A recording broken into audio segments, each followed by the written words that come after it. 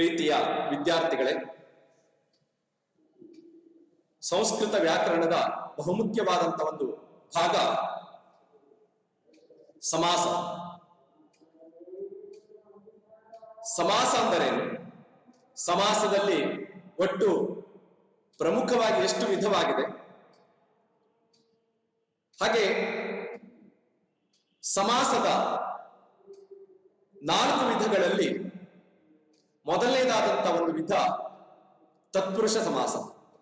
ಈ ತತ್ಪುರುಷ ಸಮಾಸದಲ್ಲಿ ಪುನಃ ಮುಖ್ಯವಾಗಿ 4 ವಿಧ: ಸಾಮಾನ್ಯ, ಕರ್ಮಧಾರಯ, ದ್ವಿಗುಹು, ಅದೇ ರೀತಿಯಲ್ಲಿ ನನ್ ತತ್ಪುರುಷಾತ್. ಈ ಒಂದು 4 ವಿಧವನ್ನ, ಅಂದ್ರೆ ತತ್ಪುರುಷ ಸಮಾಸದ 4 ವಿಧವನ್ನ ನಿಯಮ ಮತ್ತು ಉದಾಹರಣೆ ಸಹಿತವಾಗಿ ನಾವು ಹಿಂದಿನ 2 ಅವಧಿಗಳಲ್ಲಿ ನೋಡಿದ್ದೇವೆ. ಪ್ರಸ್ತುತ ಈ ಒಂದು ಅವಧಿಯಲ್ಲಿ ನಾವು ಸಮಾಸದ ಮುಂದಿನ ವಿಧವಾದಂತಹ ದ್ವಂದ್ವ ಸಮಾಸ, ಬಹುವ್ರೀ ಸಮಾಸ ಹಾಗೂ ಅವ್ಯಯೀಭಾವ ಸಮಾಸ ನಿಯಮ ಮತ್ತು ಉದಾಹರಣೆಯನ್ನ ತಿಳಿದುಕೊಳ್ಳುವಂತಹ ಒಂದು ಪ್ರಯತ್ನವನ್ನ ಈ ಒಂದು ಅವಧಿಯಲ್ಲಿ ನಾವು ಮಾಡೋಣ. ಮೊದಲನೇದಾಗಿ ನಾವು ನೋಡುವಂತಹದ್ದು ದ್ವಂದ್ವ ಸಮಾಸ.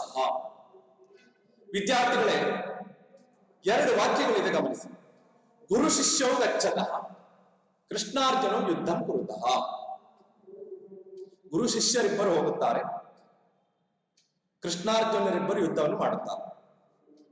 ಗುರು ಶಿಷ್ಯವು ಈ ಶಬ್ದವನ್ನ ವಿಗ್ರಹ ವಾಕ್ಯ ಮಾಡಿದರೆ ಗುರುಶ್ಚ ಶಿಷ್ಯಶ್ಚ ಅಥವಾ ಗುರುಶ್ಚ ಶಿಷ್ಯಃ ಚ. ಕೃಷ್ಣಾರ್ಜುನ, ಕೃಷ್ಣಶ್ಚ ಅರ್ಜುನಶ್ಚ. ಕೃಷ್ಣನು ಅರ್ಜುನನು, ಗುರುವು ಶಿಷ್ಯನು, ಕೃಷ್ಣನು ಅರ್ಜುನನು, ಗುರು ಶಿಷ್ಯರು ಕೃಷ್ಣಾರ್ಜುನರು ಅಂತಾಗುತ್ತೆ. ನೋಡಿ, ಹೋಗುವುದು ಗುರುವು ಹೋಗ್ತಾನೆ, ಶಿಷ್ಯನು ಕೂಡ ಹೋಗ್ತಾನೆ. ಗುರುವು ಗಚ್ಚತಿ, ಶಿಷ್ಯ ಗಚ್ಚತಿ. ಯಾರು ಒಬ್ಬರಾಗ್ಲಿ ಅಥವಾ ಅಂದ್ರೆ ಸಮಾಸದಲ್ಲಿ ಇರುವಂತ ಇಬ್ರು, ಯಾರಿಬ್ಬರು ಗುರು ಮತ್ತು ಶಿಷ್ಯ ಇದ್ದಾರೆ, ಇಬ್ರು ಕೂಡ ಹೋಗ್ತಾರೆ. ಯುದ್ಧವನ್ನ ಕೃಷ್ಣನು ಕೂಡ ಮಾಡ್ತಾನೆ, ಅರ್ಜುನನು ಕೂಡ ಮಾಡ್ತಾನೆ. ಹೀಗೆ 2 ಪದಗಳಲ್ಲಿ ಏನಿದೆ ಅಂತ ಹೇಳಿದ್ರೆ ಸಹಯೋಗ ಇದೆ. ಸಹಯೋಗ ಇದೆ. ಯಾವೊಂದು ಅಂದ್ರೆ ಪೂರ್ವ ಪದ ಆಗ್ಲಿ ಉತ್ತರ ಪದವಾಗ್ಲಿ ಯಾವೊಂದು ಪದವು ಕೂಡ ಪ್ರಧಾನವೋ ಅಪ್ರಧಾನವೋ ಇಲ್ಲ. 2 ಕೂಡ ಸಮಾಸದಲ್ಲಿರುವಂತಹ 2 ಪದವು ಕೂಡ ಅಥವಾ ಎಲ್ಲಾ ಪದಗಳು ಕೂಡ ಪ್ರಧಾನ. ಇದನ್ನು ನಾವು ಗಮನಿಸಬೇಕು. ಹೀಗೆ ಸಮಾಸದಲ್ಲಿ 2 ಅಥವಾ 2ಕ್ಕಿಂತ ಹೆಚ್ಚಿನ ಪದಗಳು ಸಹಯೋಗ ತೋರುವಂತೆ ಸೇರಿ ಸಮಾಸದಲ್ಲಿರುವಂತಹ ಎಲ್ಲಾ ಪದಗಳ ಅರ್ಥಗಳು ಪ್ರಧಾನವಾಗಿ ಉಳ್ಳಂತಹ ಸಮಾಸಕ್ಕೆ ದ್ವಂದ್ವ ಸಮಾಸ ಎಂದು ಹೆಸರು. ದ್ವಂದ್ವ ಸಮಾಸ ಅಂತ ಕರೀತಾರೆ. ಗುರು ಶಿಷ್ಯೌ ಗಚ್ಚತಃ ಕೃಷ್ಣಾರ್ಜುನೌ ಯುದ್ಧಂ ಕುರುತಃ. ಗುರು ಶಿಷ್ಯ ಕೃಷ್ಣಾರ್ಜುನ 2 ಪದಗಳಲ್ಲಿ ಏನಿದೆ ಅಂತ ಕೇಳಿದ್ರೆ ಸಹಯೋಗ ಇದೆ. ಮತ್ತೆ 2 ಪದಗಳು ಕೂಡ ಪ್ರಧಾನ, ಮುಖ್ಯ. ಯಾವೊಂದು ಪದ ಮುಖ್ಯ ಅಲ್ಲ, 2 ಪ್ರಧಾನ, 2 ಶಬ್ದಗಳು ಕೂಡ ಮುಖ್ಯವಾಗಿದೆ. ಹೀಗೆ ಸಮಾಸ ಘಟಕಾನ ಸರ್ವೇಷಾಂ ಪದಾನ ಅರ್ಥಾಃ ಪ್ರಧಾನಾಃ ಭವಂತಿ ಚೇತ್ ದ್ವಂದ್ವ ಸಮಾಸಃ. ಉಭಯ ಪದಾರ್ಥ ಪ್ರಧಾನಃ ದ್ವಂದ್ವ. ಸಮಾಸದಲ್ಲಿರುವಂತಹ ಎಲ್ಲಾ ಪದಗಳ ಅರ್ಥಗಳು ಕೂಡ ಮುಖ್ಯವಾಗಿರುತ್ತೆ. ಮತ್ತೆ ಇಲ್ಲಿ ಚಕಾರ ಬರುವ ಕಾರಣ ಇದಕ್ಕೆ ಚಕಾರ ಬಹುಲೋ ದ್ವಂದ್ವ ಎನ್ನುವುದಾಗಿ ಕೂಡ ಒಂದು ಏನಿದೆ ನಿಯಮ ಇದೆ. ಸರಿ, ಇಂಥ ದ್ವಂದ್ವ ಸಮಾಸದಲ್ಲಿ 2 ವಿಧ ಇದೆ: ಇತರೇತರ ದ್ವಂದ್ವ, ಸಮಾಹಾರ ದ್ವಂದ್ವ. ಹಾಗಾದ್ರೆ ಈ ದ್ವಂದ್ವ ಸಮಾಸದ ಮೊದಲನೇದಾದಂತಹ ಒಂದು ವಿಧ ಇತರೇತರ ದ್ವಂದ್ವ ಅಂದ್ರೆ ಏನು, ಅದರ ಒಂದು ಉದಾಹರಣೆಗಳು ಯಾವ್ಯಾವುದು, ಇದನ್ನು ನಾವು ನೋಡ್ತಾ ಹೋಗೋಣ. ನಿಯಮ: ಇತರೇತರ ದ್ವಂದ್ವ ಸಮಾಸದಲ್ಲಿ ಉತ್ತರ ಪದವು ಯಾವ ಲಿಂಗದಲ್ಲಿರುತ್ತದೆಯೋ ಅದೇ ಲಿಂಗದಲ್ಲಿ ಸಮಸ್ತ ಪದವು ಇರುತ್ತದೆ. ಪುಲ್ಲಿಂಗದಲ್ಲಿದ್ರೆ ಪುಲ್ಲಿಂಗ, ಸ್ತ್ರೀಲಿಂಗದಲ್ಲಿದ್ರೆ ಸ್ತ್ರೀಲಿಂಗ, ನಪುಂಸಕಲಿಂಗದಲ್ಲಿದ್ರೆ ನಪುಂಸಕಲಿಂಗ. ಅಂದ್ರೆ ಉತ್ತರ ಪದ, ಪೂರ್ವ ಪದ ಉತ್ತರ ಪದ ಅಂತ 2 ಪದ ಇರುತ್ತೆ. ಅಥವಾ ಅನೇಕ ಪದಗಳು ಕೂಡ ಇರುತ್ತೆ, 2ಕ್ಕಿಂತ ಹೆಚ್ಚಿನ ಪದಗಳು ಕೂಡ ಇರುತ್ತೆ. ಉತ್ತರ ಪದದ ಲಿಂಗ ಏನಿದೆಯೋ ಆ ಲಿಂಗವನ್ನ ಸಮಸ್ತ ಪದವು ಕೂಡ ಅನುಸರಿಸುತ್ತೆ. ಉದಾಹರಣೆ ಮೂಲಕವಾಗಿ ನಾವು ತಿಳಿಬಹುದು. ಅಂದ್ರೆ ಪದದ್ವಯಂ ಭವತಿ ಚೇತ್ ದ್ವಿವಚನ. 2 ಪದ ಇದ್ರೆ ದ್ವಿವಚನದಲ್ಲಿರುತ್ತೆ. ಅನೇಕಾನಿ ಪದಾನಿ ಭವಂತಿ ಚೇತ್ ಸಮಸ್ತಂ ಪದಂ ಬಹುವಚನೆ ಭವತಿ. ಅನೇಕ ಪದಗಳಿದ್ರೆ ಆ ಸಮಸ್ತ ಪದವು ಬಹುವಚನದಲ್ಲಿ ಇರುವಂತಹದ್ದು ನೋಡ್ತಾ ಹೋಗೋಣ. ರಾಮ ಲಕ್ಷ್ಮಣೌ, ರಾಮಶ್ಚ ಲಕ್ಷ್ಮಣಶ್ಚ, ರಾಮನು ಲಕ್ಷ್ಮಣನು ರಾಮ ಲಕ್ಷ್ಮಣರು, ರಾಮ ಲಕ್ಷ್ಮಣೌ. ಹರಿಹರೌ, ಹರಿಶ್ಚ ಹರಶ್ಚ ವಿಗ್ರಹವಾಕ್ಯ. ಹರಿಯು ಹರನು ಅಂದ್ರೆ ವಿಷ್ಣುವು ಶಂಕರನು ಅಂತ ನೋಡಿ. ಹರಿಹರೌ ರಾಮ ರಾಮೌ, ಲಕ್ಷ್ಮಣೌ ಲಕ್ಷ್ಮಣ ಲಕ್ಷ್ಮಣೌ ಅಂದ್ರೆ ಉತ್ತರ ಪದ ಯಾವ ಲಿಂಗದಲ್ಲಿದೆ? ಪುಲ್ಲಿಂಗದಲ್ಲಿದೆ. ಹಾಗೆ ಅಕಾರ ಅಂತ ಅದು ಪುಲ್ಲಿಂಗದಲ್ಲಿದೆ. ಅದರ ದ್ವಿವಚನದಲ್ಲಿ ಇರುವಂತ ಸಮಸ್ತ ಪದವು ಕೂಡ ಇರುವಂತದ್ದು. ಇದು ನಿಯಮ, ಇದನ್ನ ಗಮನಿಸಬೇಕು ನಾವು ಇತರ ದ್ವಂದ್ವದಲ್ಲಿ. ಕೃಷ್ಣಾರ್ಜುನವು, ಕೃಷ್ಣಶ್ಚ ಅರ್ಜುನಶ್ಚ ವಿಗ್ರಹವಾಕ್ಯ. ಕೃಷ್ಣನು ಅರ್ಜುನನು. ಘಟಪಟವು, ಘಟಶ್ಚ ಪಟಶ್ಚ, ಘಟವು ಮಡಕೆಯು, ಪಟ ಅಂತಂದ್ರೆ ಬಟ್ಟೆ, ಬಟ್ಟೆಯು ಅಂತ. ರಾಮಕೃಷ್ಣವು, ರಾಮಶ್ಚ ಕೃಷ್ಣಶ್ಚ. ಗುರು ಶಿಷ್ಯವು, ಗುರುಶ್ಚ ಶಿಷ್ಯಶ್ಚ. ರಾಮ ಸೀತೆ ನೋಡಿ, ಸರಿಯಾಗಿ ಗಮನಿಸಿ. ಬಿಡಿಸುವ ಅಥವಾ ವಿಗ್ರಹ ವಾಕ್ಯ ಹೇಗೆ ಅಂತಂದ್ರೆ ರಾಮಶ್ಚ ಸೀತಾಚ. ಸೀತಾ ಶಬ್ದದ ದ್ವಿವಚನದಲ್ಲಿ, ಸೀತಾ ಶಬ್ದ ಸ್ತ್ರೀಲಿಂಗ, ಅದರ ದ್ವಿವಚನದಲ್ಲಿ ಪ್ರಥಮ ವಿಭಕ್ತಿ ದ್ವಿವಚನದಲ್ಲಿ ಸೀತೆ ಅಂತ, ಸೀತಾ ಸೀತೆ, ಸೀತಾ ಸೀತೆ ಅಂತ. ಆದ್ದರಿಂದ ಸಮಸ್ತ ಪದ ರಾಮ ಸೀತೆ ಅಂತ ಆಯ್ತು ದ್ವಿವಚನ ಇರುವ ಕಾರಣ. ಬಿಡಿಸುವ ಕ್ರಮ ಹೇಗೆ? ರಾಮಶ್ಚ ಅಂತ ಯಾಕಾಗುತ್ತೆ ಅಂತ ಕೇಳಿದ್ರೆ ರಾಮ ವಿಸರ್ಗ ಇದೆ, ಆದ್ರಿಂದ ರಾಮಶ್ಚ ಅಂತ ಆಯ್ತು ಸಂಧಿ. ಸೀತಾಚ ಯಾಕಾಯ್ತು ಅಂತ ಕೇಳಿದ್ರೆ, ಸೀತಾಶ್ಚ ಯಾಕೆ ಆಗ್ಲಿಲ್ಲ ಅಂತ ಕೇಳಿದ್ರೆ ಸೀತಾ ಶಬ್ದದಲ್ಲಿ ವಿಸರ್ಗ ಇಲ್ಲ, ಸೀತಾ ಆಕಾರ ಅಂತ ಸ್ತ್ರೀಲಿಂಗ, ಆದ್ರಿಂದ ಚ ಸೇರಿತು ಸೀತಾಚ ಅಂತ. ಹೀಗೆ ನಾವು ನೆನ್ಪಿಟ್ಕೊಳ್ಬೇಕು. ಕುಕ್ಕುಟ ಮಯೂರ್ಯೌ, ಕುಕ್ಕುಟ ಅಂದ್ರೆ ಕೋಳಿ ಅಂತ ಅರ್ಥ, ಮಯೂರಿ ಅಂತಂದ್ರೆ ನವಿಲು ಅಂತ ಅರ್ಥ. ಮಯೂರಿ ಶಬ್ದದ ದ್ವಿವಚನದಲ್ಲಿ ಪ್ರಥಮ ವಿಭಕ್ತಿಯ ದ್ವಿವಚನದಲ್ಲಿ ಸ್ತ್ರೀಲಿಂಗ ಅದು ಮಯೂರ್ಯೌ. ಜನನಿ ಜನನ್ಯೌ ಇದ್ದ ಮಯೂರ್ಯೌ ಅಂತ ಆಯ್ತು. ಬಿಡಿಸುವ ಕ್ರಮ ಕುಕ್ಕುಟಶ್ಚ, ವಿಗ್ರಹ ವಾಕ್ಯ ಹೇಗಿದೆ ನೋಡಿ, ಕುಕ್ಕುಟಶ್ಚ ಮಯೂರೀಚ, ಈ ರೀತಿಯಲ್ಲಿ ಬಿಡಿಸಬೇಕು. ಯಾಕೆ? ಮಯೂರಿ ಶಬ್ದದಲ್ಲಿ ಸ್ತ್ರೀಲಿಂಗ ಅದು ವಿಸರ್ಗ ಇಲ್ಲ, ಆದ್ರಿಂದ ಮಯೂರೀಚ ಅಂತ ಬಿಡಿಸ್ಬೇಕು. ಅದೇ ರೀತಿಯಲ್ಲಿ ಬಹುವಚನವನ್ನ ನಾವು ನೋಡೋದಿದ್ರೆ ರಾಮ ಲಕ್ಷ್ಮಣ ಭರತ ಶತ್ರುಘ್ನ ಒಂದೇ ಶಬ್ದ ಸಮಸ್ತ ಪದಗಳು. ಬಿಡಿಸುವ ಕ್ರಮ ರಾಮಶ್ಚ ಲಕ್ಷ್ಮಣಶ್ಚ ಭರತಶ್ಚ ಶತ್ರುಘ್ನಶ್ಚ. ರಾಮನು ಲಕ್ಷ್ಮಣನು ಭರತನು ಶತ್ರುಘ್ನನು, ರಾಮ ಲಕ್ಷ್ಮಣ ಭರತ ಶತ್ರುಘ್ನರು. ಹೇಗೆ? ಧರ್ಮಾರ್ಥ ಕಾಮ ಕಾಮ, ಧರ್ಮಶ್ಚ ಅರ್ಥಶ್ಚ ಕಾಮಶ್ಚ, ಧರ್ಮಾರ್ಥ ಕಾಮ, ಧರ್ಮಾರ್ಥ ಕಾಮಾಹ, ಧರ್ಮಾರ್ಥ ಕಾಮಗಳು. ಮೂರು ಪದಗಳನ್ನ ನೀವು ವಿಗ್ರಹ ವಾಕ್ಯ ಮಾಡಬೇಕು.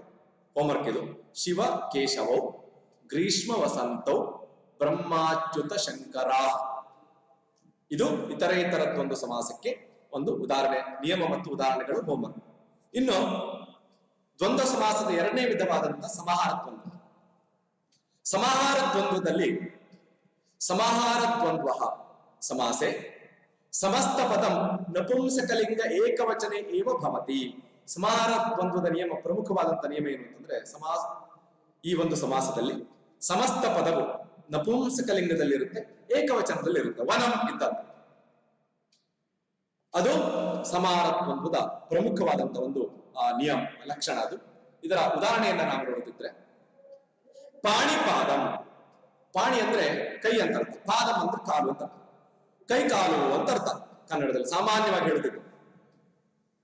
ಪಾಣೀಚ ಪಾದೌಚ ಏತೇಷಾಂ ಸಮಾಹಾರ, ಎರಡು ಕೈಗಳು ಎರಡು ಕಾಲುಗಳು ಇವುಗಳ ಗುಂಪು.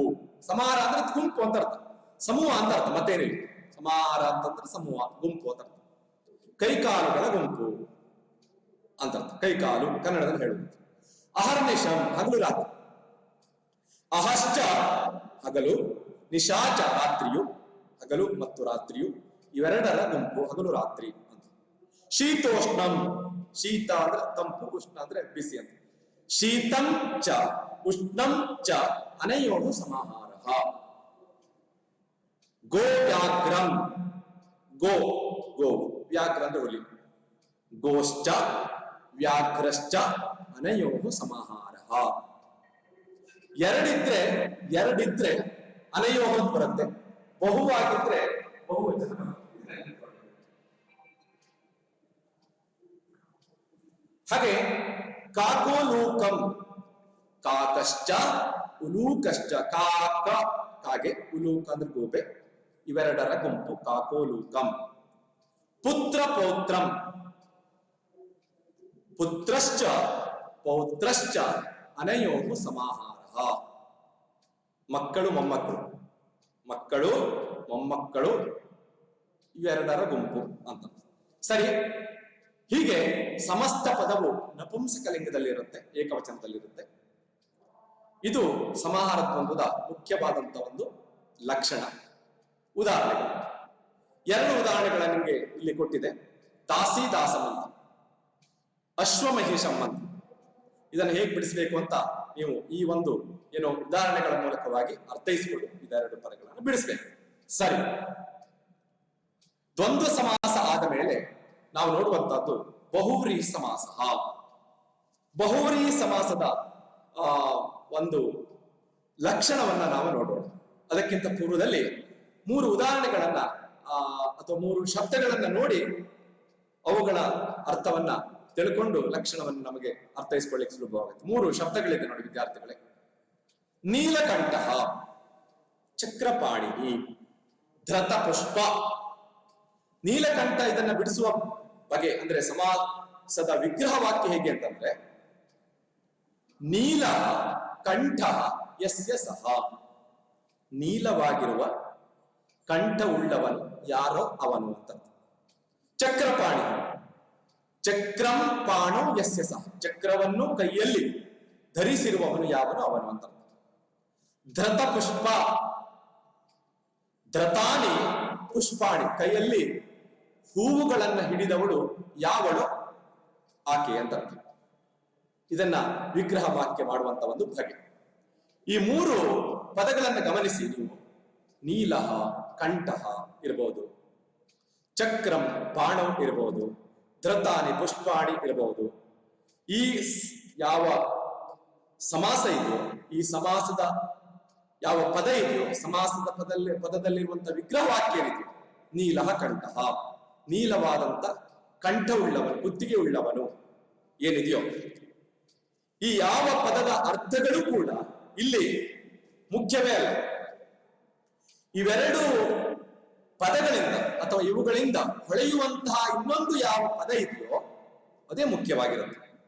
ಅಂದ್ರೆ ಸಮಾಸದಲ್ಲಿ ಇಲ್ಲೇ ಇರುವಂತಹ ಶಿವ ಎನ್ನುವಂತ ಯಾವ ಪದ ಇದೆಯೋ ಅದೇ ಮುಖ್ಯವಾಗುತ್ತೆ.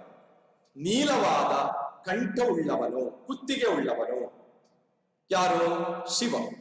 ಹಾಗಾಗಿ ಸಮಾಸದಲ್ಲಿರುವಂತಹ ಯಾವ ಪದದ ಅರ್ಥವೂ ಮುಖ್ಯವಾಗದೆ ಅವು ಸೂಚಿಸುವಂತಹ, ಸಮಾಸದಲ್ಲಿ ಇಲ್ಲದ ಅವು ಸೂಚಿಸುವಂತಹ ಬೇರೊಂದು ಪದದ ಅರ್ಥವು ಪ್ರಧಾನವಾಗಿ ಇದ್ದರೆ ಅದಕ್ಕೆ ಬಹುವ್ರೀಹಿ ಸಮಾಸ ಅಂತ ಕರೀತಾರೆ. ಚಕ್ರಪಾಣಿಯು ಕೂಡ ಹಾಗೆ. ಚಕ್ರಂ ಪಾಣೋ, ಪಾಣಿ, ಇದು ಯಾವುದು ಸಮಾಸದ ಈ ಯಾವ ಪದವು ಕೂಡ ಮುಖ್ಯ ಅಲ್ಲ. ಚಕ್ರವನ್ನು ಕೈಯಲ್ಲಿ ಹಿಡಿದವನು ಯಾರು? ವಿಷ್ಣು. ಹೀಗೆ ಸಮಾಸದಲ್ಲಿ ಇಲ್ಲದ ಆ 2 ಪದಗಳು ಸೂಚಿಸುವ ಯಾವ ಪದದ ಅರ್ಥವು ಮುಖ್ಯವಾಗಿರುತ್ತೋ ಅದೇ ಒಂದು ಏನಿದೆ ಮುಖ್ಯವಾಗಿರುವಂತಹ ಸಮಾಸ ಅಥವಾ ಮುಖ್ಯವಾಗಿರುವಂತಹ ಒಂದು ವಿಷಯ ಏನಿದೆಯೋ. ಅನ್ಯ ಪದಾರ್ಥ ಪ್ರಧಾನ, ಬೇರೊಂದು ಪದದ ಅರ್ಥವು ಪ್ರಧಾನವಾಗಿದ್ದಲ್ಲಿ ಅದು ಬಹುವ್ರೀಹಿ ಸಮಾಸ. ಕೈಯಲ್ಲಿ ಹೂವನ್ನು ಹಿಡಿದವನು ಬಾಲಕಿ, ಹೀಗೆ ಅದನ್ನು ಸೂಚಿಸುವಂತ ಸಮಾಸದಲ್ಲಿ ಇಲ್ಲದ ಅದು ಸೂಚಿಸುವ ಯಾವ ಪದ ಇದೆಯೋ ಅದೇ ಒಂದು ಪದದ ಅರ್ಥವು ಮುಖ್ಯವಾಗಿದ್ದಲ್ಲಿ ಬಹುವ್ರೀಹಿ ಸಮಾಸ ಅಂತ ಕರೀತಾರೆ. ಅದನ್ನೇ ಉದಾಹರಣೆ ಮೂಲಕವಾಗಿ ನಾವು ನೋಡುತ್ತಿದ್ರೆ, ನಿಯಮ ಉಭಯ ಪದಾರ್ಥ ಪ್ರಧಾನ ಅನ್ಯ ಪದಾರ್ಥ ಪ್ರಧಾನ ಬಹುವ್ರೀಹಿ ಅಂತ ಆಗ್ಬೇಕು, ತಪ್ಪಾಗಿದೆ. ಅನ್ಯ ಪದಾರ್ಥ ಪ್ರಧಾನ ಬಹುವ್ರೀಹಿ. ನಿಯಮ 2 ಅಥವಾ ಅನೇಕ ಪದಗಳು ಸೇರಿ ಸಮಾಸವಾದಂತಹ ಸಂದರ್ಭದಲ್ಲಿ ಬೇರೊಂದು ಪದದ ಅರ್ಥವು ಪ್ರಧಾನವಾಗಿ ಉಳ್ಳಂತಹ ಸಮಾಸಕ್ಕೆ ಬಹುವ್ರೀಹಿ ಸಮಾಸ ಅಂತ ಕರೀತಾರೆ. ಇದು ಸಮಾಸದ ಒಂದು ನಿಯಮ. ಉದಾಹರಣೆಗೆ ನೀಲಕಂಠ, ನೀಲಃ ಕಂಠಃ ಯಸ್ಯ ಸಹ, ನೀಲವಾದ ಕುತ್ತಿಗೆ ಉಳ್ಳವನು ಯಾವನು ಅವನು ಶಿವ. ಚಕ್ರಪಾಣಿ, ಚಕ್ರಂ ಬಾಣೋ ಯಸ್ಯ ಸಹ, ಚಕ್ರವನ್ನು ಕೈಯಲ್ಲಿ ಧರಿಸಿರುವವನು ಯಾವನು ಅವನು ವಿಷ್ಣು ಅಂತ ಅರ್ಥ. ನೋಡಿ, ಎರಡು ಸಮಾಸಗಳನ್ನು ಸರಿಯಾಗಿ ಗಮನಿಸಿ.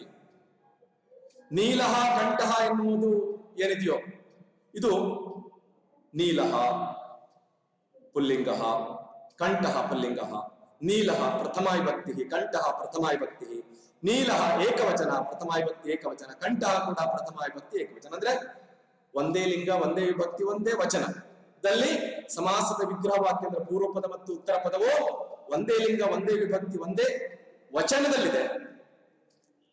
ಚಕ್ರಂ ಪಾಣೋ ಎನ್ನುವುದು ಬೇರೆ ಬೇರೆ ಲಿಂಗದಲ್ಲಿದೆ. ಚಕ್ರಂ ನಪುಂಸಕ ಲಿಂಗದಲ್ಲಿದೆ, ಪ್ರಥಮ ವಿಭಕ್ತಿ ಏಕವಚನದಲ್ಲಿದೆ. ಪಾಣೋ ಎನ್ನುವಂತಹದ್ದು ಪಾಣಿ ಶಬ್ದ ದ ಸಪ್ತಮಿ ವಿಭಕ್ತಿ ಏಕವಚನದಲ್ಲಿದೆ, ಪುಲ್ಲಿಂಗ. ಹೀಗೆ ಸಮಾನವಾದಂತ ಲಿಂಗ ವಿಭಕ್ತಿಗಳನ್ನ ಅಥವಾ ವಿಭಕ್ತಿಗಳಿಂದ ಕೂಡಿದ್ದರೆ ಅದನ್ನ ಸಮಾನಾಧಿಕರಣ ಬಹುವ್ರೀಹಿ ಅಂತ ಕರೀತಾರೆ. ಸರಿಯಾಗಿ ಗಮನಿಸಿ ವಿದ್ಯಾರ್ಥಿಗಳೇ, ಸಮಾಸದಲ್ಲಿರುವ ಪೂರ್ವ ಪದ ಮತ್ತು ಉತ್ತರ ಪದ ಈ ಎರಡು ಪದಗಳು ಸಮಾನ ವಿಭಕ್ತಿಯಿಂದ ಕೂಡಿದ್ದರೆ ಅದನ್ನ ಸಮಾನಾಧಿಕರಣ ಬಹುವ್ರೀಹಿ ಅಂತ ಕರೀತಾರೆ. ನೀಲಕಂಠಃ, ನೀಲಹ ಕಂಠಃ ಯಸ್ಯ ಸಹ. ನೀಲಹ ಕಂಠ ಎನ್ನುವಂತಹದ್ದು ಪುಲ್ಲಿಂಗ ಪ್ರಥಮ ವಿಭಕ್ತಿ ಏಕವಚನ, ಕಂಠ ಕೂಡ ಹಾಗೆ. ಇದು ಸಮಾನಾಧಿಕರಣ ಬಹುವ್ರೀಹಿ. ಸಮಾಸದಲ್ಲಿರುವಂತಹ ಪೂರ್ವ ಪದ ಮತ್ತು ಉತ್ತರ ಪದಗಳು ಬೇರೆ ಬೇರೆ ವಿಭಕ್ತಿಯಿಂದ ಕೂಡಿದ್ದಾರೆ. ಚಕ್ರಂ ಪಾಣೋ ಬೇರೆ ಬೇರೆ ವಿಭಕ್ತಿ. ಚಕ್ರಂ ಎನ್ನುವಂತಹದ್ದು ಪ್ರಥಮ ವಿಭಕ್ತಿ, ಪಾಣೋ ಎನ್ನುವಂತಹದ್ದು ಸಪ್ತಮಿ ವಿಭಕ್ತಿ. ಹೀಗೆ ಬೇರೆ ಬೇರೆ ವಿಭಕ್ತಿಯಿಂದ ಕೂಡಿದ್ದರೆ ಅದಕ್ಕೆ ವ್ಯಧಿಕರಣ ಬಹುವ್ರೀಹಿ ಅಂತ ಕರೀತಾರೆ. ಹೀಗೆ ಬಹುವ್ರೀಹಿ ಸಮಾಸದಲ್ಲಿ ಮುಖ್ಯವಾದಂತಹ ಎರಡು ಭೇದ, ಸಮಾನಾಧಿಕರಣ ಬಹುವ್ರೀಹಿ ಮತ್ತು ವ್ಯಧಿಕರಣ ಬಹುವ್ರೀಹಿ ಅಂತ. ಮೊದಲನೇದಾಗಿ ನಾವು ಸಮಾನಾಧಿಕರಣ ಬಹುವ್ರೀಹಿಯನ್ನ ನೋಡೋಣ. ಮಹಾಬಲಃ, ಮಹತ್ ಬಲಂ ಯಸ್ಯ ಸಹ, ಹೆಚ್ಚಿನದಾದಂತಹ ಬಲವುಳ್ಳವನು ಯಾವನು ಅವನು. ಮಹಾಬಲಃ, ಮಹಾಬಲಃ ಅಂತ ಶಿವನಿಗೆ ಹೇಳ್ತಾರೆ. ಪೀತಾಂಬರಃ, ಪೀತಂ ಅಂಬರಂ ಯಸ್ಯ ಸಹ. ಅಂಬರಂ ಅಂತಂದ್ರೆ ವಸ್ತ್ರ ಅಂತ ಅರ್ಥ. ಪೀತವಾದ ಅಂಬರವನ್ನ ವಸ್ತ್ರವನ್ನ ಧರಿಸಿದವನು ಯಾವನು ಅವನು ವಿಷ್ಣು ಅನ್ನೋದು ಸಾಮಾನ್ಯವಾದಂತ ನಿಯಮ. ಬಹುಫಲ, ಬಹುಫಲ ಉಳ್ಳವನು.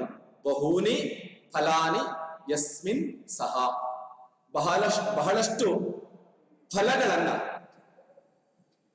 ಅಂದ್ರೆ ಫಲವನ್ನ ಅಂದ್ರೆ ಹಣ್ಣು ಎನ್ನುವ ಅರ್ಥವೂ ಇದೆ, ಅದಕ್ಕಿಂತ ಹೆಚ್ಚಾಗಿ ಫಲವನ್ನ ಪಡೆಯುವುದು ಅಂತ ಹೇಳ್ತಾರೆ. ಆ ಒಂದು ಅರ್ಥವೂ ಕೂಡ. ಬಹಳಷ್ಟು ಫಲಗಳನ್ನ ಪಡೆದವನು ಯಾವನು ಅವನು. ಪ್ರಾಪ್ತಾನಂದ, ಪ್ರಾಪ್ತ ಆನಂದ ಯಸ್ಯ ಸಹ, ಆನಂದವನ್ನ ಪಡೆದವನು ಯಾವನು ಅವನು. ನೋಡಿ, ಇಲ್ಲೆಲ್ಲ ಮಹತ್ ಬಲಂ ನಪುಂಸಕಲಿಂಗ ಪ್ರಥಮ ವಿಭಕ್ತಿ ಏಕವಚನ, ಪೀತಂ ಅಂಬರಂ ಕೂಡ ಹಾಗೆ, ಬಹುನಿ ಫಲಾನಿ ಕೂಡ ಹಾಗೆ. ಇಲ್ಲಿ ಪ್ರಥಮ ವಿಭಕ್ತಿ ಬಹುವಚನ ಇದೆ ನಪುಂಸಕಲಿಂಗದಲ್ಲಿ. ಪ್ರಾಪ್ತ ಆನಂದ ಪ್ರಥಮ ವಿಭಕ್ತಿ ಏಕವಚನ ಪುಲ್ಲಿಂಗ. ಹೀಗೆ ಇದೆಲ್ಲ ಏನಿದೆ ಸಮಾನಾಧಿಕರಣ ಬಹುವ್ರೀಹಿಗೆ ಉದಾಹರಣೆ. ಲಂಬೋದರ, ಲಂಬಂ ಉದರಂ ಯಸ್ಯ ಸಹ, ದೊಡ್ಡದಾದ ಉದರ ಹೊಟ್ಟೆ ಉಳ್ಳವನು ಯಾವನು ಅವನು. ಯಾರು? ಗಣಪತಿ ಗಣೇಶ. ತ್ರಿಲೋಚನ, ತ್ರೀಣಿ ಲೋಚನಾನಿ ಯಸ್ಯ ಸಹ, ಮೂರು ಕಣ್ಣುಳ್ಳವನು ಯಾವನು ಅವನು. ಶಿವನಿಗೆ ಮೂರು ಕಣ್ಣು, ಮುಕ್ಕಣ್ಣ ಅಂತ ಕನ್ನಡದಲ್ಲಿ ಕೂಡ ನಾವು ಅದನ್ನು ಕರೆಯುತ್ತೇವೆ, ಹೇಳ್ತೇವೆ. ಶಿವ. ತಪೋಧನ, ತಪೋಧನನು. ತಪಃ ಏವ ಧನಂ ಯಸ್ಯ ಸಹ, ತಪಸ್ಸೇ ಸಂಪತ್ತಾಗಿ ಉಳ್ಳವನು. ಯಾರು? ಮುನಿ. ಕೌಸ್ತಲ್ಲಿ ಬರೆಯಬೇಕು ಯಾರು ಅಂತ. ಇದು ಈ ಒಂದು ಸಮಾಸದ ಒಂದು ವಿಶೇಷತೆ. ಸಹೋದರ, ಸಮಾನಂ ಉದರಂ ಯಸ್ಯ ಸಹ, ಒಂದೇ ಒಂದು ಏನು ಉದರದಿಂದ ಬಂದವರು, ತಾಯಿಯ ಗರ್ಭದಿಂದ ಬಂದವರು, ಅವರೆಲ್ಲ ಸಹೋದರರು ಅಂತ. ಸಮಾನಂ ಉದರಂ ಯಸ್ಯ ಸಹ, ಸಹೋದರ. ಪತಿತ ಪರ್ಣ, ಪತಿತಾನಿ ಪರ್ಣಾನಿ ಯಸ್ಮಾತ್ ಸಹ ವೃಕ್ಷ ಅಂತ. ಪರ್ಣ ಅಂದ್ರೆ ಪರ್ಣಗಳು ಅಂದ್ರೆ ಎಲೆಗಳು ಅಂತ ಅರ್ಥ. ಬಿದ್ದ ಎಲೆಗಳು ಯಾವುದು ಅದು ಅಂದ್ರೆ ಮರ ಅಂತ. ದಶಾನನ, ದಶ ಆನನಾನಿ ಯಸ್ಯ ಸಹ, 10 ತಲೆಗಳುಳ್ಳವನು ಯಾವನು ಅವನು. ಇಲ್ಲಿ ಪೂರ್ವ ಪದದಲ್ಲಿ ಸಂಖ್ಯಾವಾಚಕ ದಶ ಬಂದಿದೆ ಅಂತ ಇದು ದ್ವಿಗು ಸಮಾಸ ಆಗುವುದಿಲ್ಲ. ದಶಾನನ ಎನ್ನುವಂತಹದ್ದು ಬಹುವ್ರೀಹಿ ಸಮಾಸ. 10 ತಲೆ ಉಳ್ಳವನು ಯಾವನೋ ಅವನು. ಯಾರು ಅವನು? ರಾವಣ ಎನ್ನುವುದು ಪ್ರಸಿದ್ಧ. ಹೀಗೆ ಸಮಾನವಾದಂತ ಲಿಂಗ ವಿಭಕ್ತಿ ವಚನಗಳನ್ನ ಹೊಂದಿದ್ರೆ ಇದು ಸಮಾನಾಧಿಕರಣ ಬಹುವ್ರೀಹಿ ಅಂತ ಬಹುವ್ರೀಹಿ ಸಮಾಸದ ಮೊದಲನೇದಾದಂತ ಒಂದು ವಿಧ. ಇನ್ನು ಈ ಸಮಾಸದ ಎರಡನೇದಾದಂತ ಒಂದು ವಿಧ ನೋಡೋದಕ್ಕಿಂತ ಮೊದಲನೇದಾಗಿ ನಾವು ಮುಂದೆ 11ನೇದು ಅಧೀತ ವ್ಯಾಕರಣ. ಅಧೀತಂ ವ್ಯಾಕರಣಂ ಏನ ಸಹ ವಿದ್ವಾನ್ ಅಂತ. ವ್ಯಾಕರಣವನ್ನು ಅಭ್ಯಾಸ ಮಾಡಿರುವವನು ಯಾವನು ಅವನು. ಪೀತದುಗ್ಧ ಪೀತಂ ದುಗ್ಧಂ ಏನ ಸಹ ಹಾಲನ್ನು ಕುಡಿದವನು. ಪೀತಂ ಕುಡಿದವನು ಯಾವನು ಅವನು. ಬಾಲಕನು ಅಂತ ಲೋಕ ಪ್ರಸಿದ್ಧ. ಪೀತದುಗ್ಧ ನೋಡಿ ಸರಿಯಾಗಿ ಗಮನಿಸಿ. ಆಕೆ ಬಾಲಕಿ ಇದ್ರೆ ಅವಾಗ ದುಗ್ಧ ಅಂತ ಮಾಡ್ಬೇಕು. ಯಾಕೆ? ಹೇಗ್ ಬಿಡಿಸುವುದು ಅಂತ ನೋಡಿ. ವಿಗ್ರಹ ವಾಕ್ಯ ಪೀತಂ ದುಗ್ಧಂ ಅದು ಕರೆಕ್ಟ್ ಆಗಿ ಯಯಾಸ ಯಾವಳು ಅವಳು ಈ ರೀತಿಯಲ್ಲಿ ಬಿಡಿಸ್ಬೇಕು. ಪುಲ್ಲಿಂಗ ಇದ್ರೆ ದುಗ್ಧ ಅಂತ ಮಾಡ್ಬೇಕು. ಕುಡಿದವನು ಹಾಲನ್ನ ಕುಡಿದವನು ಬಾಲಕ ಇದ್ರೆ ದುಗ್ಧ ಅಂತ ಮಾಡ್ಬೇಕು. ಬಾಲಕಿ ಆಗಿದ್ರೆ ದುಗ್ಧ ಅಂತ ಮಾಡ್ಬೇಕು. ಇದು ಈ ಒಂದು ಸಮಾಸದ ಒಂದು ವಿಶೇಷತೆ. ಇದು ಸಮಾನಾಧಿಕರಣ ಬಹುವ್ರೀಹಿ. 3 ಉದಾಹರಣೆಗಳನ್ನು ಕೊಟ್ಟಿದೆ, ಇದನ್ನ ನೀವು ಮಾಡ್ಬೇಕು. ವ್ಯಧೀಕರಣ ಬಹುವ್ರೀಹಿ ಅಂದ್ರೆ ಸಮಾಸದಲ್ಲಿ ಇರುವಂತಹ ಪೂರ್ವ ಮತ್ತು ಉತ್ತರ ಪದಗಳು ಬೇರೆ ಬೇರೆ ಒಂದು ವಿಭಕ್ತಿಗಳಲ್ಲಿದ್ರೆ ಇದಕ್ಕೆ ವ್ಯಧೀಕರಣ ಬಹುವ್ರೀಹಿ ಅಂತ ಕರೆದಿದ್ದಾರೆ. ಮೊದಲನೇದಾದಂತ ಒಂದು ಉದಾಹರಣೆ ಗದಾಪಾಣಿ. ಗದಾ ಪಾಣೌ ಯಸ್ಯ ಸಹ ಗದೆಯನ್ನು ಕೈಯಲ್ಲಿ ಧರಿಸಿರುವವನೋ ಯಾವನು ಅವನು. ಯಾರು? ವಿಷ್ಣು. ಶಂಖಚಕ್ರ ಗದಾಧರ ಅಂತ ವಿಷ್ಣು ಹೇಳಿರುವಂತದ್ದು. ಚಂದ್ರಮೌಲಿಹಿ. ಚಂದ್ರನನ್ನ ಮೌಲೌ ಅಂತಂದ್ರೆ ಜಡೆಯಲ್ಲಿ ಅಂದ್ರೆ ತನ್ನ ಶಿರದಲ್ಲಿ ಧರಿಸಿರುವವನು ಯಾವನು ಅವನು. ಜಟೆಯಲ್ಲಿ ಧರಿಸಿರುವವನು ಯಾವನು ಅವನು. ಚಂದ್ರಮೌಲಿಹಿ. ಕನ್ನಡದಲ್ಲಿ ಅದನ್ನು ಚಂದ್ರಮೌಳಿ ಅಂತ ಕರೆದಿದ್ದಾರೆ. ಶಿವ ಅಂತ. ಪದ್ಮನಾಭ. ಪದ್ಮಂ ನಾಭೌ ಯಸ್ಯ ಸಹ ಪದ್ಮವನ್ನು ನಾಭಿಯಲ್ಲಿ ಧರಿಸಿರುವವನು ಯಾವನು ಅವನು. ಯಾರು? ವಿಷ್ಣು. ನಾಭಿ ಕಮಲದಿಂದ ಬ್ರಹ್ಮ ಹುಟ್ಟಿದ್ದಾನೆ, ವಿಷ್ಣುವಿನ ನಾಭಿ ಕಮಲದಿಂದ. ಹಾಗಾಗಿ ಪದ್ಮನಾಭ ಅಂತ ಏನು ವಿಷ್ಣುವಿಗೆ ಹೇಳ್ತಾರೆ. ಭಾಲಚಂದ್ರ. ಭಾಲೆ ಚಂದ್ರ ಯಸ್ಯ ಸಹ ಹಣೆಯಲ್ಲಿ. ಭಾಲ ಎನ್ನುವ ಶಬ್ದಕ್ಕೆ ಅರ್ಥ ಫಾಲ ಅಂತ ಅರ್ಥ. ಹಣೆಯಲ್ಲಿ ಚಂದ್ರನನ್ನ ಧರಿಸಿರುವವನು ಯಾವನು ಅವನು. ಗಣಪತಿ ಹಣೆಯಲ್ಲಿ ವೃದ್ಧಿಕ್ಷಯಗಳಿಲ್ಲದಂತ ಚಂದ್ರವನ್ನ ಧರಿಸಿದ್ದಾನೆ. ಈಶ್ವರ ಮುಡಿಯಲ್ಲಿ ತನ್ನ ಜಟೆಯಲ್ಲಿ ಚಂದ್ರನನ್ನು ಧರಿಸಿದ್ದಾನೆ. ಗಣಪತಿ ಹಣೆಯಲ್ಲಿ ಚಂದ್ರನನ್ನು ಧರಿಸಿದ್ದಾನೆ. ನೀವು ಅದನ್ನು ಸರಿಯಾಗಿ ಗಮನಿಸಬೇಕು. ಭಾಲಚಂದ್ರ ಅಂತ ಕರೆದಿದ್ದಾರೆ. ಚಂದ್ರಶೇಖರ. ಚಂದ್ರ ಶೇಖರೇ ಯಸ್ಯ ಸಹ ಚಂದ್ರನನ್ನ ಶೇಖರೇ ಮುಡಿಯಲ್ಲಿ ಧರಿಸಿರುವವನು ಯಾವನು ಅವನು. ಶಿವ. ಈಗಾಗಲೇ ನೋಡಿದ್ದೇವೆ ಚಂದ್ರಮೌಲಿಗೆ ಅಂತ. ಇದು ಹೀಗೆ ಸಮಾಸದಲ್ಲಿರುವಂತಹ ಯಾವ ಪೂರ್ವಪದ ಉತ್ತರ ಪದಗಳು ಬೇರೆ ಬೇರೆ ಒಂದು ವಿಭಕ್ತಿಯಲ್ಲಿದ್ರೆ ವ್ಯಧಿಕರಣ ಬಹುವ್ರೀಹಿ ಅಂತ. ಇದರ ಇನ್ನಷ್ಟು ಉದಾಹರಣೆಗಳನ್ನು, ಇದಕ್ಕೆ ಹೊರತಾದಂತ ಇನ್ನಷ್ಟು ಉದಾಹರಣೆಗಳನ್ನು ನಾವು ನೋಡಿದ್ರೆ ಇದರ ಒಂದು ವಿಧ ಬರುತ್ತೆ. ಬೇರೆ ಬೇರೆ ವಿಧಗಳು. ಉಪಮಾನ ಪೂರ್ವಪದ ಅಂತ. ಗಜಾನನ. ಗಣಪತಿ. ಗಜಸ್ಯ ಆನನಂ ಇವ ಆನನಂ ಯಸ್ಯ ಸಹ ಆನೆಯ ಮುಖದಂತಿರುವ ಮುಖವನ್ನ ಧರಿಸಿದವನು ಯಾವನು ಅವನು. ಗಣಪತಿ. ಕಮಲ ನಯನ. ಕಮಲೆ ಇವ ನಯನೆ ಯಸ್ಯ ಸಹ ಕಮಲದಂತೆ. ಕಮಲಂ ಕಮಲೆ ಎರಡು ಕಣ್ಣುಗಳು. ನಯನ ಅಂದ್ರೆ ಕಣ್ಣನ್ನ ಉಳ್ಳವಳು ಯಾವಳು ಅವಳು. ಕಮಲದಂತೆ ಕಣ್ಣುಳ್ಳವಳು ಯಾವಳೋ ಅವಳು ಅಂತ. ವ್ರಕೋದರ. ಭೀಮನಿಗೆ ಹೇಳ್ತಾರೆ. ವ್ರಕಸ್ಯ ತೋಳದಂತೆ ಉದರಂ ಇವ ಉದರ. ಹೊಟ್ಟೆಯನ್ನು ಹೊಂದಿದವನು ಯಾವನು ಅವನು. ಅದು ಭೀಮನಿಗೆ ಹೇಳುವಂಥದ್ದು. ಜಲಜಾಕ್ಷಿ. ಜಲಜೆ ಇವ ಅಕ್ಷಿಣೀಯಸ್ಯಾಹ ಸಾ. ಜಲಜ ಅಂದ್ರೆ ಪದ್ಮ ಅಂತ. ಜಲಜೆ ಇವ.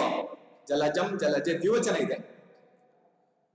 ಪದ್ಮದಂತೆ ಕಮಲದಂತೆ ಕಣ್ಣುಳ್ಳವಳು. ಅಕ್ಷಿಣಿ ದ್ವಿವಚನದಲ್ಲಿ ಅಕ್ಷಿಣಿ ಅಂತ ಬರುತ್ತೆ. ಅಕ್ಷಿಣಿ ಎನ್ನುವುದು ದ್ವಿವಚನ. ಕಣ್ಣುಳ್ಳವಳು ಯಾವಳು ಅವಳು. ಕಮಲದಂತೆ ಕಣ್ಣುಳ್ಳವಳು ಯಾವಳು ಅವಳು ಜಲಜಾಕ್ಷಿ. ಪುಂಡರೀಕಾಕ್ಷ, ಪುಂಡರೀಕ ಕೂಡ ಕಮಲ ಅಂತಾನೆ ಅರ್ಥ. ಪುಂಡರೀಕೆ ಇವ ಅಕ್ಷಿಣಿ ಯಸ್ಯ ಸಹ, ಕಮಲದಂತೆ ಕಣ್ಣುಳ್ಳವನು, ಕಣ್ಣನ್ನ ಹೊಂದಿದವನು, ಕಣ್ಣುಳ್ಳವನು ಯಾವನು ಅವನು ಪುಂಡರೀಕಾಕ್ಷ ಅಂತ. ಹೀಗೆ ಇವೆಲ್ಲ ಇವ ಎನ್ನುವಂತ ಶಬ್ದ ಬಂದಿದೆ, ಉಪಮಾನ ಪೂರ್ವ ಪದ, ಹೋಲಿಕೆಯ ಒಂದು ಪದ ಪೂರ್ವದಲ್ಲಿದೆ. ಆ ಕಾರಣಕ್ಕಾಗಿ ಉಪಮಾನ ಪೂರ್ವ ಪದ ಬಹುವ್ರೀಹಿ ಅಂತ ಕರೆದಿದ್ದಾರೆ. ಅದೇ ರೀತಿಯಲ್ಲಿ ನನ್ ಬಹುವ್ರೀಹಿ ಹೀಗೆ ಬರುತ್ತೆ ನೋಡಿ. ಅಪುತ್ರ, ಮಕ್ಕಳಿಲ್ಲದವನು ಅಂತ ಅರ್ಥ. ಅವಿದ್ಯಮಾನ ಪುತ್ರ ಯಸ್ಯ ಸಹ, ಅವಿದ್ಯಮಾನ ಪುತ್ರ ಯಸ್ಯ ಸಹ, ಮಕ್ಕಳಿಲ್ಲದವನು ಅಂತ ಅರ್ಥ. ಪುತ್ರ, ಮಕ್ಕಳನ್ನ ಹೊಂದಿಲ್ಲದವನು ಯಾವನು ಅವನು, ಮಕ್ಕಳಿಲ್ಲದವನು. ಅಧನ, ಧನವಿಲ್ಲದವನು, ಅದು ಹಣ ಇಲ್ಲದವನು. ಅವಿದ್ಯಮಾನಂ ಧನಂ ಯಸ್ಯ ಸಹ, ಹಣವನ್ನ ಇಲ್ಲದೆ ಇರುವವನು, ಹಣ ಇಲ್ಲದವನು ಯಾವನು ಅವನು ಅಧನ. ಪ್ರಾದಿ ಬಹುವ್ರೀಹಿ ಅಂತ ಹೀಗೆ ಬರುತ್ತೆ. ನಿರ್ಭಯ, ನಿರ್ಗತಂ ಭಯಂ ಯಸ್ಮಾತ್ ಸಹ, ನಿರ್ಭಯ ಭಯ ಇಲ್ಲದವನು ಅಂತ. ಸಹ ಪೂರ್ವಪದ ಬಹುವ್ರೀಹಿ ಅಂತ ಹೀಗೆ ಬರುತ್ತೆ ನೋಡಿ. ಸಪುತ್ರ, ಪುತ್ರೇಣ ಸಹ ವರ್ತತೆ ಇತಿ ಸಪುತ್ರ, ಹೀಗೆ ವ್ಯತಿಹಾರ ಲಕ್ಷಣ ಬಹುವ್ರೀಹಿ ಒಂದು ವಿಷಯ ಹೀಗಿದೆ. ಕೇಶಾಕೇಶಿ, ಕೇಶೇಶು ಕೇಶೇಶು ಗೃಹೀತ್ವ ಇದಂ ಯುದ್ಧಂ ಪ್ರವರ್ತಂ. ಏನು, ಕೇಶವನ್ನ ಹಿಡ್ಕೊಂಡು ಯುದ್ಧವನ್ನು ಮಾಡಿದ್ರೆ ಅದಕ್ಕೆ ಕೇಶಾಕೇಶಿ ಅಂತ ಕರೀತಾರೆ. ಕನ್ನಡದಲ್ಲಿ ನಾವು ಹೇಳೋದಿದ್ರೆ ಹಣಾಹಣಿ ಅಂತ ನಾವು ಶಬ್ದವನ್ನು ಕೇಳಿದ್ದೇವೆ. ಅಂದ್ರೆ ಹಣಿಯುವುದರಿಂದ ಆದಂತ ಯುದ್ಧ, ಹಣಾಹಣಿ ಅಂತ. ಹೀಗೆ ಕನ್ನಡದಲ್ಲಿ ಕೂಡ ಅದನ್ನು ನಾವು ಕಾಣ್ಲಿಕ್ಕೆ ಸಾಧ್ಯ. ಈ ರೀತಿಯಲ್ಲಿ ನಾವು ಏನು ಸಮಾಸದಲ್ಲಿ ಇರುವಂತಹ ಪೂರ್ವ ಪದ ಉತ್ತರ ಪದ ಈ ಯಾವ ಪದವು ಪ್ರಧಾನವಾಗದೆ ಈ ಸಮಾಸದಲ್ಲಿರುವಂತಹ ಪೂರ್ವೋತ್ತರ ಪದಗಳು ಸೂಚಿಸುವಂತಹ ಸಮಾಸದಲ್ಲಿ ಇಲ್ಲದ ಬೇರೊಂದು ಪದದ ಅರ್ಥವು ಪ್ರಧಾನವಾಗಿದ್ದರೆ ಇದಕ್ಕೆ ಬಹುವ್ರೀಹಿ ಸಮಾಸ ಅಂತ ಕರೆದಿದ್ದಾರೆ. ಇದರಲ್ಲಿ ಮುಖ್ಯವಾಗಿ ಸಮಾನಾಧಿಕರಣ ಮತ್ತು ವ್ಯಧಿಕರಣ ಬಹುವ್ರೀಹಿ ಅಂತ. ಅದಲ್ಲದೆ ಕೆಲವೊಂದಿಷ್ಟು ಭೇದಗಳು ಕೂಡ ಇದೆ. ಇದನ್ನ ನಾವು ಉದಾಹರಣೆ ಸಹಿತವಾಗಿ, ನಿಯಮ ಉದಾಹರಣೆ ಸಹಿತವಾಗಿ ನೋಡಿದ್ದೇವೆ. ಸಮಾಸದ ಒಂದು ಕೊನೆಯ ಭಾಗಕ್ಕೆ ಬಂದಿದ್ದೇವೆ, ಅದೇ ಅವ್ಯಯೀಭಾವ ಸಮಾಸ. 3 ವಾಕ್ಯಗಳು, ವಿಗ್ರಹ ವಾಕ್ಯಗಳಿದೆ ನೋಡಿ.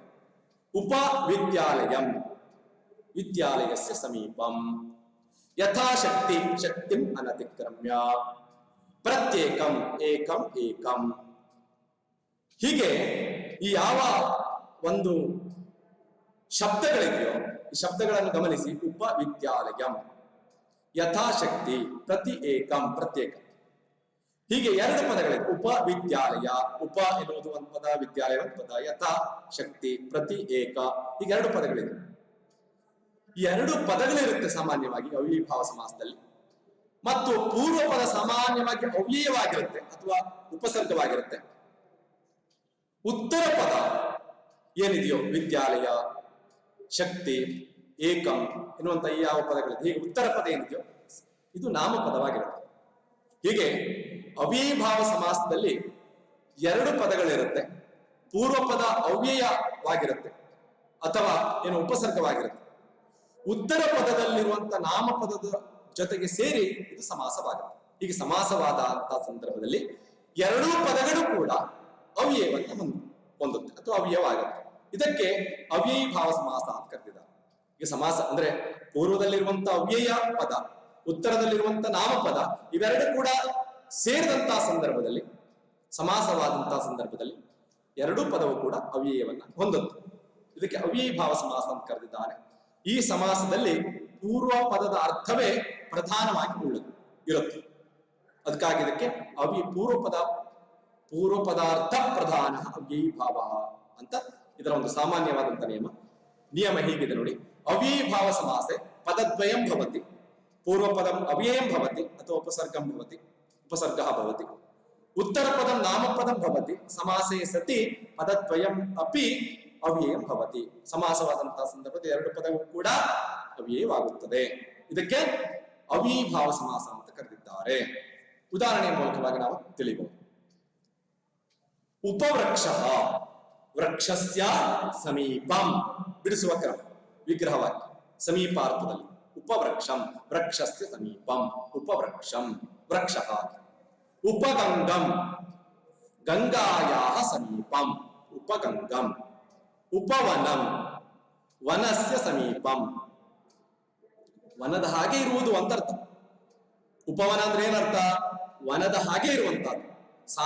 ಸುಮ್ಮನೆ ಬೆಳೆದ್ರೆ ಅದು ಕಾಡು, ಹಾಗೆ ಅದನ್ನ ನಿರ್ದಿಷ್ಟವಾದಂತಹ ಕ್ರಮದಲ್ಲಿ ಬೆಳೆಸಿದ್ರೆ ಅದು ಉಪವನ.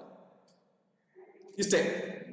ಹಾಗಾಗಿ ಉಪವನ ಅಂತಂದ್ರೆ ಕಾಡಿನ ಹಾಗೆ, ಅಲ್ಲೂ ಇರುತ್ತೆ ಮರ, ಇಲ್ಲೂ ಇರುತ್ತೆ, ಇಲ್ಲಿ ನಿರ್ದಿಷ್ಟವಾಗಿ ಬೆಳೆಸ್ತಾ, ಇದಕ್ಕೆ ಉಪವನ ಅಂತ ಕರೀತಾರೆ. ಉಪಕ್ಷೇತ್ರಂ, ಭೂಮಿ ಅಂತ ಅರ್ಥ. ಕ್ಷೇತ್ರಸ್ಯ ಸಮೀಪಂ, ಹಾಗೆ ಇರುವುದು ಅಂತ ಅರ್ಥ. ಕ್ಷೇತ್ರದ ಹಾಗೆ ಇರುವಂತಹದ್ದು ಅಂತ ಅರ್ಥ. ಗಂಗೆಯ ಹಾಗೆ ಇರುವಂತಹದ್ದು ಅಂತ ಅರ್ಥ. ವೃಕ್ಷದ ಹಾಗೆ ಇರುವಂತಹದ್ದು ಅಂತ ಅರ್ಥ. ಉಪವೃಕ್ಷ. ನಿರ್ವಿಘ್ನಂ, ಅಭಾವಾರ್ಥದಲ್ಲಿ. ವಿಘ್ನಾನಾಂ ಅಭಾವ, ವಿಘ್ನಗಳ ಅಭಾವ ನಿರ್ವಿಘ್ನ. ಅಡ್ಡಿಯ ಅಭಾವ, ವಿಘ್ನ ಅಂದ್ರೆ ಅಡ್ಡಿ ಅಂತ ಅರ್ಥ. ಅಡ್ಡಿಯ ಅಭಾವ ನಿರ್ವಿಘ್ನ ಅಂತ ಅರ್ಥ. ನಿರ್ವಿಘ್ನಂ. ನಿರ್ಜಲಂ, ಜಲಾನಾಂ ಅಭಾವ ನಿರ್ಜಲಂ. ಇದನ್ನು ಸರಿಯಾಗಿ ಗ್ರಹಿಸಿಕೊಳ್ಳಿ. ಹೀಗೆ ಅಭಾವಾರ್ಥದಲ್ಲಿ ಬರುತ್ತೆ. ಅನುರೂಪಂ, ಯೋಗ್ಯ ಅರ್ಥದಲ್ಲಿ. ರೂಪಸ್ಯ ಯೋಗ್ಯಂ, ಅವನಿಗೆ ಆತ ಅಥವಾ ಆಕೆ ಅನುರೂಪ ಅಂತ ನಾವೇನ್ ಹೇಳ್ತೇವೆ ಅದು. ಈ ರೂಪಕ್ಕೆ ಅದು ಅಥವಾ ಆಕೆಗೆ ಈತ ಅನುರೂಪನಾಗಿದ್ದಾನೆ, ಅನುರೂಪನಾಗಿದ್ದಾಳೆ, ಹೀಗೆ. ರೂಪಸ್ಯ ಯೋಗ್ಯಂ, ಯೋಗ್ಯ ಅರ್ಥದಲ್ಲಿ. ಅನುಗುಣಂ, ಗುಣಕ್ಕೆ ಸರಿಯಾಗಿ ಅಂತ. ರೂಪಕ್ಕೆ ಅನುಗುಣವಾಗಿ ಅನುರೂಪ, ಗುಣಕ್ಕೆ ಅನುಗುಣವಾಗಿ ಗುಣಕ್ಕೆ ಸರಿಯಾಗಿ ಅನುಗುಣಂ. ಗುಣಸ್ಯ ಯೋಗ್ಯಂ ಇದನ್ನು ಬಿಡಿಸುವಂತಹದ್ದು ವಿಗ್ರಹವಾಕ್ಯ. ಪ್ರತಿಗ್ರಹಂ, ಗ್ರಹಂ ಗ್ರಹಂ ಪ್ರತಿ ಅಥವಾ ಗ್ರಹೇ ಗ್ರಹೇ ಅಂತ ಕೂಡ ಹೇಳ್ತಾರೆ ಕೆಲವು. ಗ್ರಹಂ ಗ್ರಹಂ ಪ್ರತಿ, ಪ್ರತಿಗ್ರಹಂ. ಪ್ರತಿದಿನಂ, ಹೇಗೆ? ದಿನಂ ದಿನಂ ಪ್ರತಿ, ಪ್ರತಿದಿನಂ, ಪ್ರತಿನಿತ್ಯ ಅಂತ. ಪ್ರತಿಗ್ರಾಮಂ, ಹೇಗೆ ಬಿಡಿಸುವಂತಹದ್ದು ವಿಗ್ರಹವಾಕ್ಯವನ್ನ? ಗ್ರಹಂ ಗ್ರಹಂ ಪ್ರತಿ ಇದ್ದಂತೆ, ಗ್ರಾಮಂ ಗ್ರಾಮಂ ಪ್ರತಿ. ಪ್ರತಿ ಪದಂ, ಹೇಗೆ? ಪದಂ ಪದಂ ಪ್ರತಿ, ಈ ರೀತಿಯಲ್ಲಿ ಬಿಡಿಸ್ಬೇಕು. ಪ್ರತಿ ಮನೆ ಅಂತ, ಪ್ರತಿಗ್ರಹಂ ಅಂತಂದ್ರೆ ಪ್ರತಿ ಮನೆ, ಮನೆ ಮನೆ ಅಂತ ಹೀಗೆ. ಆಬಾಲಂ, ಬಾಲೇಭ್ಯ ಆರಭ್ಯ, ಆರಭ್ಯ ಬಾಲಕರಿಂದ ಆರಂಭಿಸಿ, ಆಬಾಲಂ, ಈ ರೀತಿಯಾಗಿ. ಯಥಾಶಕ್ತಿ, ಶಕ್ತಿಂ ಅನತಿಕ್ರಮ್ಯ, ಶಕ್ತಿಗೆ ಯೋಗ್ಯವಾಗಿ ಎನ್ನುವ ಒಂದು ಅರ್ಥದಲ್ಲಿ. ಶಕ್ತಿಂ, ಶಕ್ತಿಯಂತೆ, ಎಷ್ಟು ಸಾಧ್ಯವೋ ಅಷ್ಟು ಅಂತ. ಯಥಾವಿಧಿ, ವಿಧಿಯಂತೆ. ವಿಧಿಂ ಅನತಿಕ್ರಮ್ಯ, ಯಥಾವಿಧಿ, ಇದನ್ನು ಬಿಡಿಸುವ ವಿಗ್ರಹವಾಕ್ಯ. ಬಹಿರ್ವನಂ, ವನಾತ್ ಬಹಿಹಿ, ವನದ ಹೊರಗಡೆ. ಬಹಿರ್ವನಂ, ಇಲ್ಲ ನೋಡು, ಬಹಿ, ಪ್ರತಿ, ಯಥಾ, ಈ ರೀತಿಯಾದಂತ ಯಾವ ಪದಗಳಿದ್ವು ಇದೆಲ್ಲ ಅವ್ಯಯ ಪದಗಳು ಅಥವಾ ಉಪಸರ್ಗಗಳು.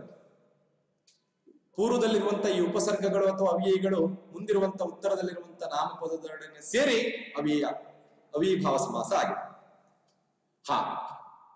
ಪ್ರತ್ಯಹಂ, ಅಹನಿ ಅಹನಿ ಪ್ರತ್ಯಹಂ. ಅಹನಿ ಅಹನಿ ಅಂದ್ರೆ ಹಗಲು ಹಗಲು ಅಂತ ಅರ್ಥ. ಪ್ರತ್ಯಹಂ, ಸರಿ. ಈ ರೀತಿಯಾಗಿ ನಾವು ಅವಿಭಾವ ಸಮಾಸವನ್ನ ನೋಡಿದ್ದೇವೆ. ಹೀಗೆ ಸಮಾಸದಲ್ಲಿ ಇರುವಂತ ಮುಖ್ಯವಾದಂತ ಒಂದು ವಿಧಗಳು, ಅವುಗಳ ನಿಯಮಗಳು ಉದಾಹರಣೆ ಸಹಿತವಾಗಿ ನೋಡಿದ್ದೇವೆ. ವ್ಯಾಕರಣದ ಬಹುಮುಖ್ಯವಾದಂತಹ ಒಂದು ಅಂಗವಾದಂತಹ ಸಮಾಸವನ್ನ 3 ಅವಧಿಗಳಲ್ಲಿ ನಾವು ನೋಡಿದ್ದೇವೆ. ಸರಿಯಾಗಿ ಅರ್ಥೈಸಿಕೊಳ್ಬೇಕು. ಇವುಗಳನ್ನ ಪುನಃ ಪುನಃ ಮನನ ಮಾಡಬೇಕು, ಓದ್ಬೇಕು. ಅವಾಗ ನಮಗೆ ಇದು ಅರ್ಥವಾಗುತ್ತೆ. ಧನ್ಯವಾದಗಳು.